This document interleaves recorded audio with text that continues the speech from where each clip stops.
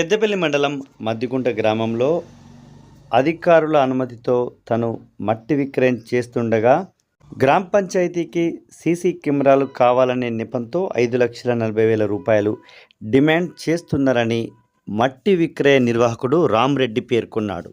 ఇట్టి విషయంపై జిల్లా కలెక్టర్కు ఫిర్యాదు చేశానని తనకు న్యాయం చేయాలంటూ రామ్రెడ్డి తెలుపుతున్నాడు.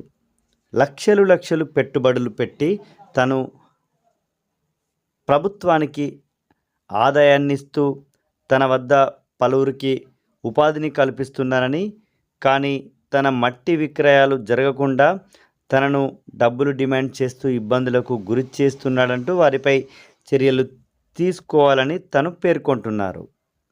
నా పేరు సానికొమ్మ రామరెడ్డి, పెద్దపల్లి శాంతినగర్ 2వ వార్డు. నేను నిన్న కలెక్టర్ గారికి పిటిషన్ ఇచ్చిన. ఏమని, నా బండ్లు ఇడిచి పెడతలేడు, నన్ను ఇబ్బంది పెడతాడు, ఊరోళ్ళతోటి కుమ్మక్కయి అని చెప్తే ఏమంటే ఎస్ఐ గారికి ఫోన్ చేసి అదేందో చూడమని చెప్పి ఒక ఎంక్వైరీ ఆఫీసర్ని వేసిండు, పంపిండు. లోడ్ బండి ఇడిచిపెట్టిండు.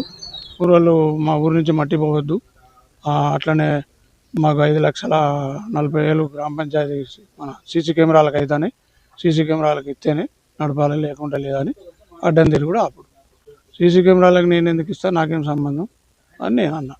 దాని మీదనే ఆపి న్యూసెన్స్ చేసి నా అద్దాల వల్ల కొట్టి ఇది చేస్తే నేను అప్పుడు కలెక్టర్ గారిని ఇచ్చిన. అది జరిగింది. అందుకనే ఎస్ఐ గారికి చెప్పిండు, ఎంక్వైరీ ఆఫీసర్ వచ్చిండు, అంత ఎంక్వైరీ చేసి నువ్వు నడుపుకో రామరెడ్డి, ఏదైనా ఉంటే మాకు ఫోన్ చేయని చెప్పి నెంబర్ ఇచ్చిపోయాడు. నేను కలెక్టర్ గారికి పోయిన విషయం ఏంటంటే, ఈ ఊరోళ్ళు కలిసి నాకు ఇబ్బంది పెడతారు, పైసలు కావాలని లక్షలు, నేను 20 లక్షలు పెట్టుబడి పెట్టి తెచ్చుకున్న పర్మిషన్, వాళ్ళు లక్షలు కావాలని నన్ను ఇబ్బంది పెడతారు. అందుకని నేను కలెక్టర్ గారి దగ్గరికి పోయి రిపోర్ట్ ఇచ్చిన.